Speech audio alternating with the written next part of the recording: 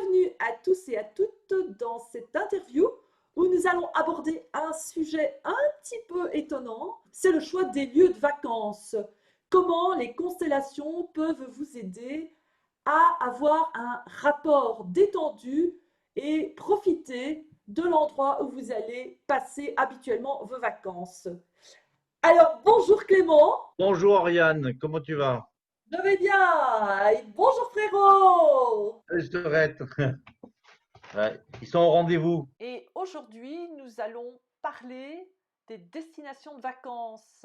C'est un sujet étonnant qui va en relation avec la période, bien évidemment, qui va parler du rapport au lieu, mais au sens général. Ça peut être une maison, ça peut être une région, ça peut être une destination Un pour pays. lequel on se sent happé ou obligé d'y aller, avec des fois des jeux relationnels au sein d'une famille. On va toujours au même endroit. Ou par loyauté également, des loyautés inconscientes.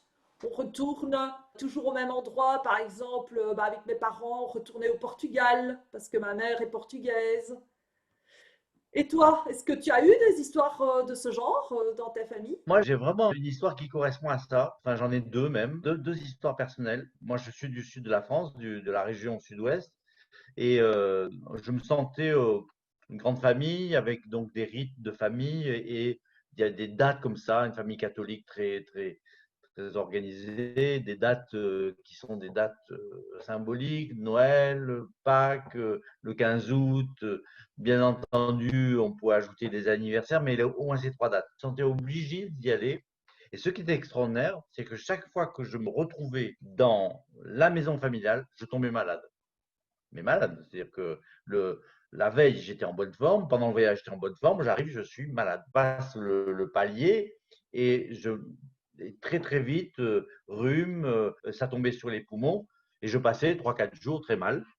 Généralement, je repartais et dès que je repartais, ça allait bien. Le lendemain, ça allait bien. Et ce qui est extraordinaire, c'est que, bon, j'avais remarqué ça et comme je faisais un travail par rapport à ma problématique de vie, comment je suis arrivé au monde, et le jour où j'ai compris ce qui se passait, en fait, et c'était un lien complètement direct avec ma famille.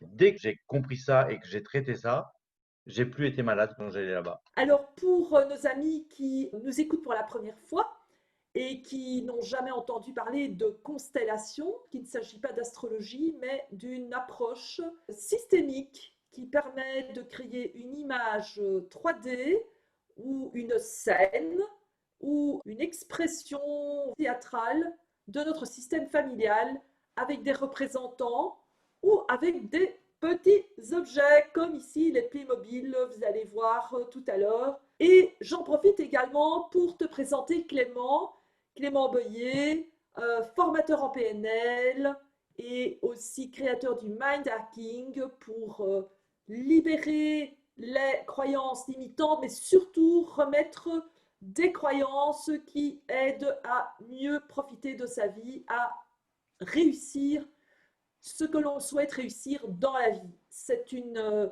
méthode toute simple, mais sacrément bluffante et qui m'a fait un effet, je dirais, puissant. Merci beaucoup pour cette présentation. Et moi, je présente Oriane, la spécialiste des constellations avec des figurines, ce que moi j'appelle les constellations sur table. Tu fais beaucoup de travail comme ça à distance. Alors, normalement, quand on va en vacances, c'est pour en profiter, profiter du temps qui passe, l'instant présent, être joyeux, détendu, calme, sans souci.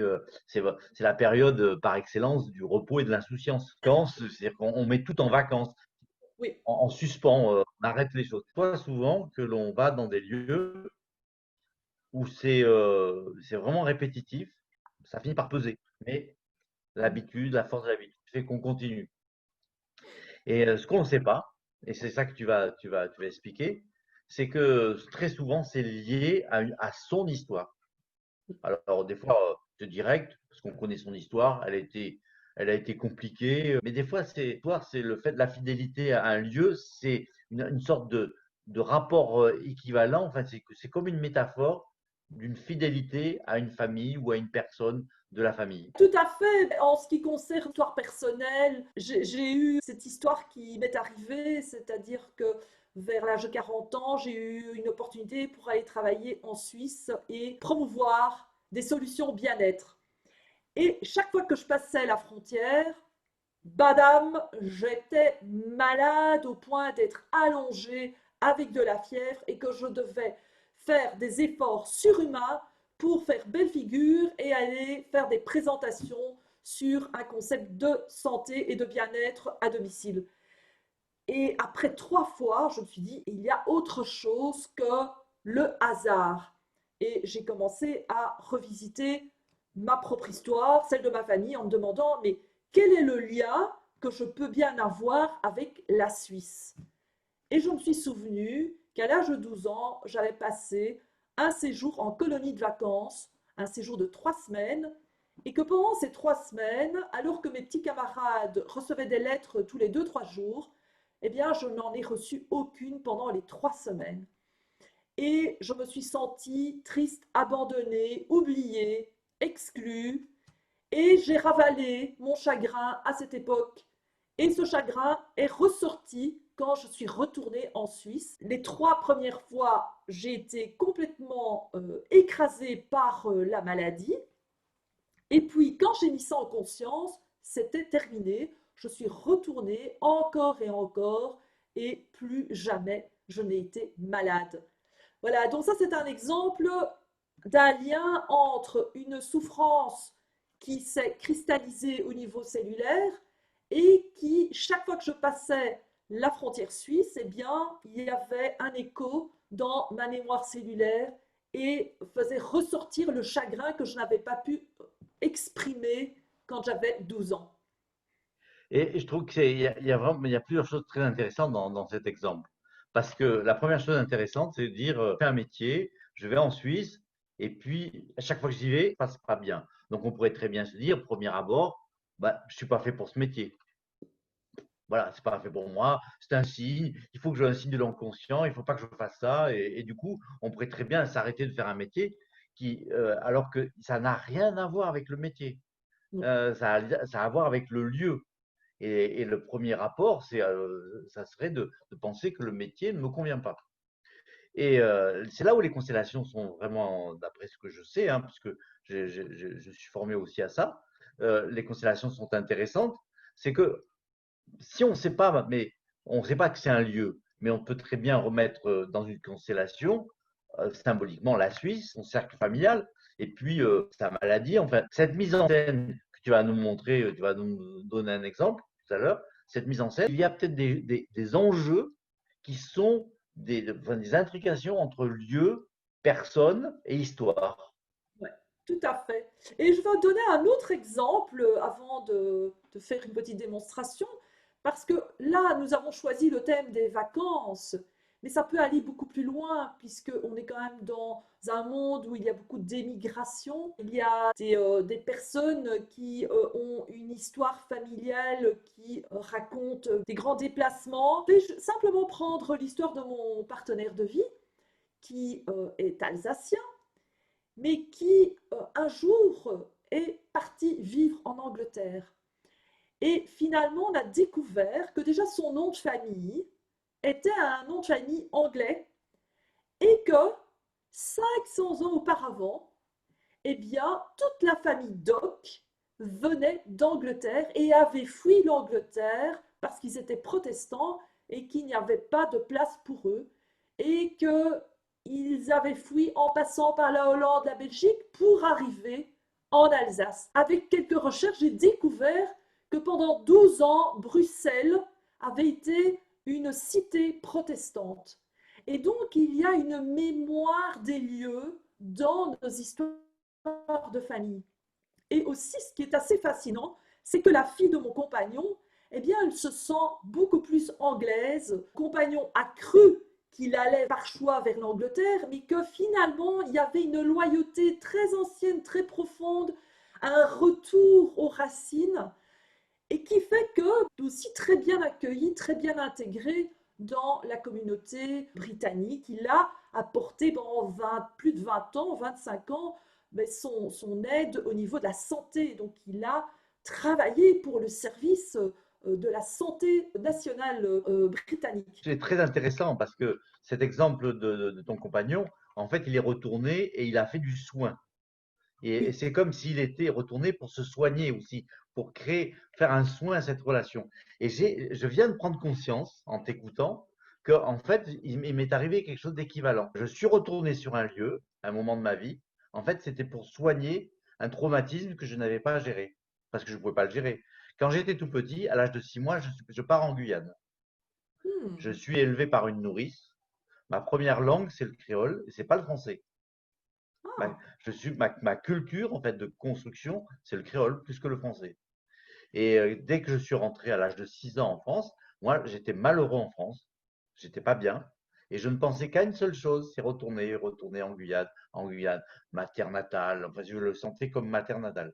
Ben figure-toi que j'ai fait des études d'agronomie tropicale pour faire ce genre de projet. On est venu me chercher 6 mois avant la fin de mes études pour avoir un poste en Guyane. Alors que je ne l'avais waouh. pas demandé, je ne l'avais pas cherché. Et je suis retourné, en fait, et j'y ai passé 3 ans. Et en fait, ces 3 ans m'ont permis de me réconcilier avec mon histoire. Et ça m'a soigné.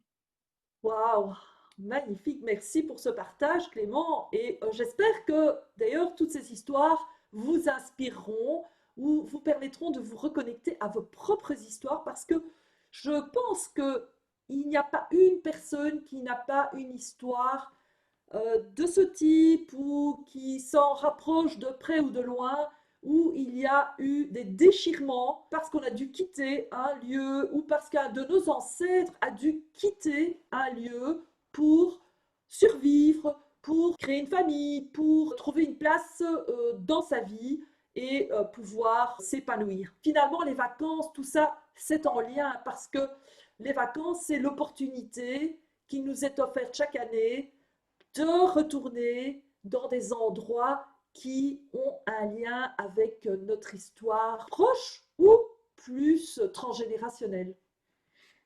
Hmm. Mais ça pourrait être aussi les vacances, justement, l'occasion, parce qu'on n'en a pas conscience, de lâcher prise, de mettre en vacances ces histoires, ne pas se sentir obligé et relié à ces histoires et en profiter pour aller ailleurs et s'ouvrir l'esprit à autre chose. Mais comme on ne le sait pas, on ne le fait pas. C'est l'histoire de Catherine qui en a marre de devoir retourner à chaque fois en vacances dans les Cévennes, dans la maison familiale, avec les frères, les sœurs. Finalement, ça a perdu de son sens pour elle.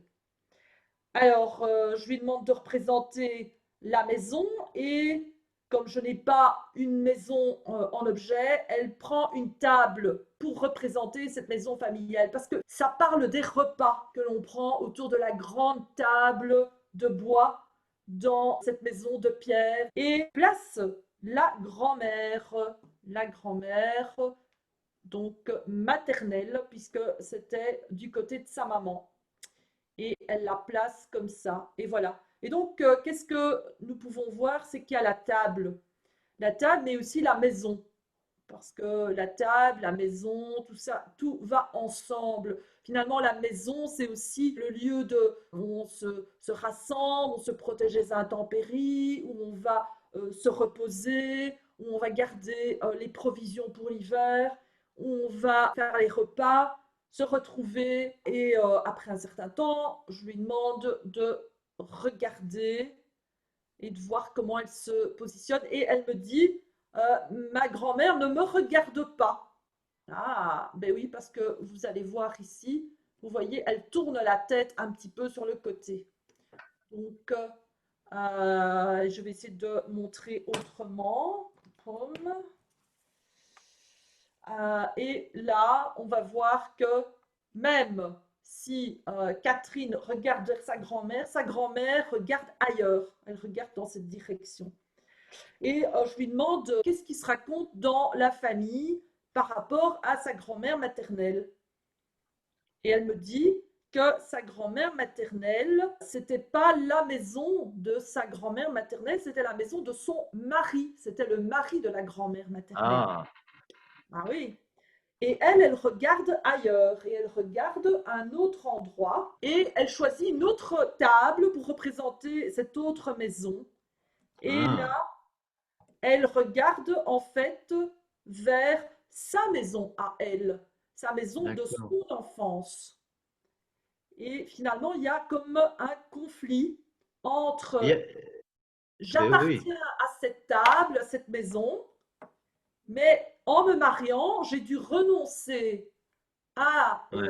ma maison de naissance, à ma famille, et j'ai dû aller habiter dans la famille de mon mari. Et c'est le grand-père. Alors je demande à ma cliente de placer le grand-père. On prend un petit instant, et là il y a une tension qui apparaît.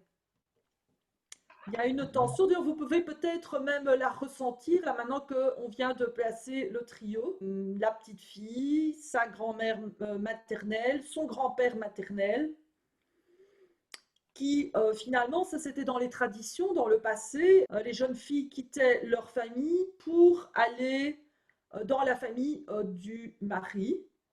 Mhm. Mais bien entendu, il y avait pas mal d'histoires derrière tout ça. Et donc, je propose à ma cliente de rajouter quelqu'un. Et elle rajoute la mère du grand-père. À l'arrière. Ah oui, l'arrière-grand-mère maternelle pour ma cliente, Catherine. Et là, c'est intéressant parce qu'on voit qu'elle se regarde. Elle se regarde D'accord. l'autre. Il y a quelque chose qui se passe. Déjà, on sentait Et une tension on sent une tension entre la grand-mère et le grand-père, ils sont pas proches l'un de l'autre. oui, exactement. Parce que dans cette structure familiale, le fils se tient finalement beaucoup trop près de sa maman. Il y a une sorte de compétition entre Mhm. la nouvelle arrivée, ben, celle qui est là parce que c'est une matriarche. Parce que malgré Mhm. Mhm. que les jeunes filles vont dans la famille du mari, on pourrait croire que c'est un patriarcat, mais ce ne l'est pas. C'est un matriarcat. C'est elle le chef de Mhm. la tribu où, bien, où est arrivée la jeune fille qui a dû quitter l'autre vallée. L'émigration à cette époque créait les mêmes émotions que l'on peut vivre aujourd'hui quand on part d'un continent pour aller vers un autre continent. Mhm. Là, ça pouvait être d'une vallée par rapport à l'autre. Donc, elle était Mhm. juste dans la vallée à côté, c'était que quelques kilomètres, ça se pouvait se faire à pied.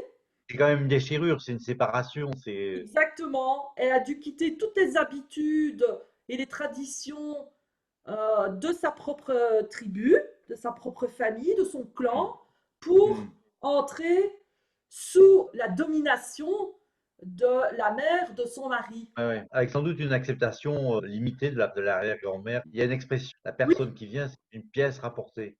tout Euh, à fait. Et donc, qu'est-ce qui se passe ici pour Catherine? Catherine, en fait, elle est très loyale à sa grand-mère mhm. et elle ressent cette, cette distance, compétition, ces appartenances qui ne sont pas tout à fait intégrées. Finalement, sa grand-mère n'a jamais été tout à fait intégrée Voilà, dans la famille par alliance. Mais en même voilà. temps, elle est la petite fille, l'arrière-petite fille de l'arrière-grand-mère. Ouais. Et donc, il y a un déchirement parce qu'elle est à la fois, elle a envie d'être proche de l'arrière-grand-mère, Mhm. au niveau émotionnel parce qu'elle ne l'a pas connue, l'arrière-grand-mère, Bien sûr, bien sûr. mais il y a cette loyauté. Et donc, si elle se rapproche trop de sa grand-mère, c'est comme Mhm. si elle n'était plus loyale à l'arrière-grand-mère. Et si elle Mhm. se rapproche de l'arrière-grand-mère, c'est comme si elle trahissait la grand-mère. Et donc, tout ça, ça crée énormément d'émotions qui fait que chaque fois qu'elle retourne à la maison familiale dans les Cévennes, eh bien, tout ça, ça travaille et ça remue. Oriane, configuration que tu montres là, le point central, c'est la maison. Et finalement, tout le monde est Et ça, séparé. c'est pas, et ça relie. C'est la maison qui fait le lien. Donc Oui, on se sent obligé de rester relié à ce lien. tout à fait.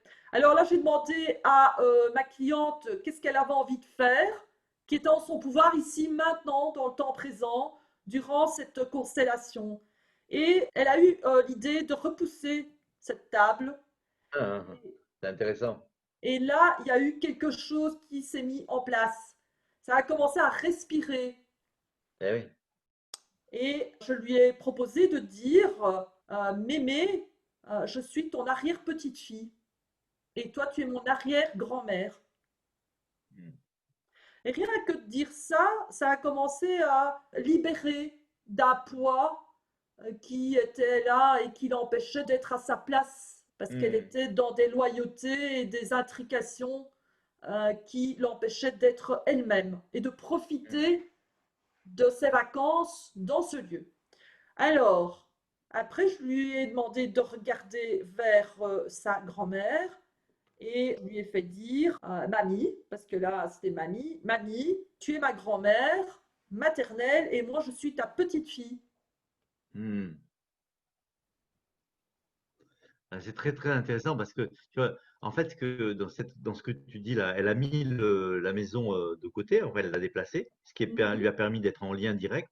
Et en fait, elle a fait une dissociation entre les problématiques de lien entre les personnes et le lieu. Elle a dissocié les deux choses. Et puis après, je lui ai proposé d'essayer de se mettre de façon à avoir ses ancêtres derrière elle. Et donc, on Oui. a essayé cette place comme ça. Et elle a dit oui, mais moi j'ai bien envie d'avoir ma maman. Et donc, Ah. on a rajouté la maman de ma cliente. Et on a reconstitué la constellation harmonieuse. Donc, là, je lui ai proposé de regarder Mhm. vers sa lignée, la lignée Mhm. des femmes, et de ressentir ce que ça lui faisait. Et ce qu'elle a ressenti, c'est que ça lui donnait de la force. Parce que finalement, c'était toutes des femmes Mhm. fortes. Sa maman, c'est une femme, c'est une dirigeante d'entreprise, c'est une femme forte. Sa Mhm. grand-mère, c'était une femme qui avait du caractère, qui savait ce qu'elle voulait. Et ben, l'arrière-grand-mère aussi, hein, puisque c'était la matriarche. Donc, et puis après, je lui ai proposé de se tourner. Et la maison, elle n'était plus en face d'elle, hein, comme elle l'avait tout à l'heure, mais elle était sur le côté. Et donc, ça ne prend plus toute cette place qui finalement, c'était écrasant. Mhm. Mhm. Et, Voilà. et, et la maison, elle, était à la fois ce qui permettait de garder le lien avec l'histoire, mais en même temps qui gardait aussi les pesanteurs de cette histoire. Ouais. Très, très parlante. Ouais. Oui, c'est puissant de voir que la maison est là aussi pour permettre une reconnexion entre les habitants. Et garder le lien et en même temps, il fallait séparer les choses pour que la Oui, maison puisse redevenir un lieu agréable, mais en tant que lieu et non pas en tant que porteur de l'histoire. Donc oui, moi, je pense que ça permet de comprendre bien à quoi ça sert les constellations. Justement, remettre en scène, revoir les liens, les intrications, les désintriquer, réparer, mhm, réharmoniser, apaiser. C'est vraiment toute très, sa place. très. Cet exemple est très, très parlant, Oriane, très parlant, en Oui. tout cas. En ce qui concerne Catherine, eh bien, elle a pu partir en vacances détendue et elle a profité pour la première fois. En fait, elle a découvert la région aussi parce qu'elle était plus Incroyable. coincée dans sa maison. Elle a commencé à découvrir Ouais. la petite ville de Florac et elle a dit mais j'ai vécu ces vacances comme si c'était la première fois. Et puis, ça faisait combien de temps qu'elle trouvait ça pesant, qu'elle y allait par obligation? Ah, mais je pense que ça faisait bien 30 ans, hein. 30 ans! On peut rester pendant 30 ans avec des choses que l'on ne sait pas qui sont agissantes et qu'en en une constellation, oh, les choses peuvent se dénouer. Je suis toujours fasciné de ça. Oui, et puis là, elle a fait la séance un mois avant de partir en vacances, hein. Waouh! Oui, parce que parfois dans d'autres vidéos, d'autres interviews, j'ai dit ah mais ça a pris un an et demi, etc. Là, c'était juste un mois après, elle partait et Donc, effet immédiat. tout à Incroyable. fait. Elle a découvert la beauté des Cévennes alors qu'avant c'était Mais il faut oui, bien y oui. aller, c'est comme Eh oui, ça. En Voilà, PNL, on dit c'est comme s'il y avait un ancrage négatif. Il y avait une émotion difficile, inappropriée, qui était associée à la fois au lieu, mais en fait, ce lieu n'était que le prétexte d'une histoire, tout à n'était que le fait. faire-valoir d'une histoire. C'est très intéressant, très, très Ouais. intéressant. Je pense qu'on arrive au terme de cette Oui. présentation. Si tu avais un mot de conclusion, tu dirais quoi? Ben, moi, je dirais, n'hésitez pas à faire appel à une personne qui pratique les constellations pour toute situation où vous vous sentez coincé, obligé. Vous faites des choses finalement contre votre volonté. Moi, je dirais, si vous voulez hésiter, hésitez, hein. Si vous avez aussi, toi tu dis n'hésitez pas, mais si vous voulez hésiter, hésitez. Mais c'est vous qui allez encore prendre du temps et beaucoup de temps. Il y en a qui mettent 30 ans, comme dans le cas de cette personne, pour se rendre compte qu'elle aurait pu faire autrement. Bon, si vous voulez mettre encore beaucoup de temps pour sortir de vos histoires familiales, faites-le. Il n'y a pas de problème. Ouais. Là, je ne suis pas gentil. Là, je sens que je ne suis pas gentil. Et voilà. En tout cas, si vous voulez en savoir plus et aller plus loin, on organise des formations, une initiation. Tu peux en dire un petit peu Oui, plus? donc nous organisons des initiations pratiques aux constellations systémiques. Donc je dis bien systémiques parce que ça peut être en lien avec des maisons, ça peut être en lien avec différents éléments, pas uniquement la famille. Et surtout, c'est en 3 demi-journées. Les dates, eh bien, je vous invite à aller voir sur academycoachingsystémique.com. Vous avez un agenda et vous avez toutes les dates pour vous inscrire. C'est tous les mois que nous avons ces 3 demi-jours qui sont programmés. C'est en ligne. Donc, on se retrouve sur Zoom et on travaille ensemble. Donc, vous n'êtes pas livré à vous-même sur une plateforme d'e-learning, mais on travaille ensemble. Donc, vous allez avoir des outils pratico-pratiques. Si vous êtes coach, thérapeute, psychologue, dans un métier d'accompagnement des personnes, eh bien, vous allez avoir une petite boîte à outils à la fin de ces 3 demi-jours que vous pourrez utiliser dans vos séances. Et si vous ne l'êtes pas, mais vous êtes bienvenu.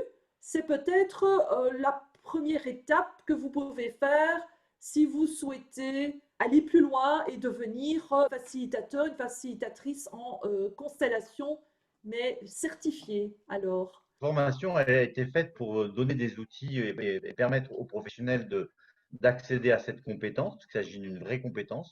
Mais bien entendu, c'est ouvert à toute personne qui veut en savoir plus sur les constellations. Et il y a une deuxième formation qui est en préparation aussi pour les constellateurs eux-mêmes.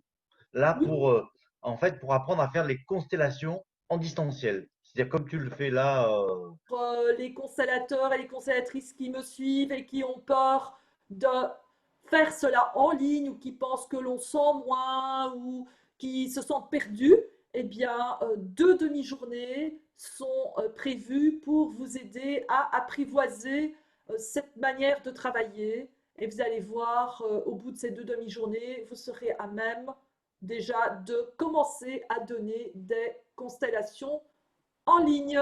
ceux qui voudraient aller plus loin, il y a une formation certifiante que tu donnes sous la forme d'une formation e-learning. Là, c'est vraiment un parcours e-learning. C'est quelque chose, c'est une formation très, très structurée et très complète. Allez voir sur le site academycoachingsystémique.com pour avoir aussi la newsletter avec toutes les offres et les annonces des ateliers que l'on propose tous les mois. on lance les formations d'initiation. Il est fort possible qu'on ouvre aussi des ateliers thématiques. Il y aura des offres sur le site. Et il ne reste plus qu'à vous dire, on vous souhaite le meilleur. Si vous connaissez des gens qui sont intéressés ou auxquels vous pensez qu'ils pourraient être vraiment concernés, ou ça leur serait utile, partagez. Je pense que ça serait, vous allez rendre service à beaucoup de monde. Ben merci, merci Clément, merci à vous tous de nous avoir suivis et nous vous disons à très bientôt et on vous envoie une petite Merci. étoile. Une étoile, merci. Au revoir Au frérot. revoir, salut.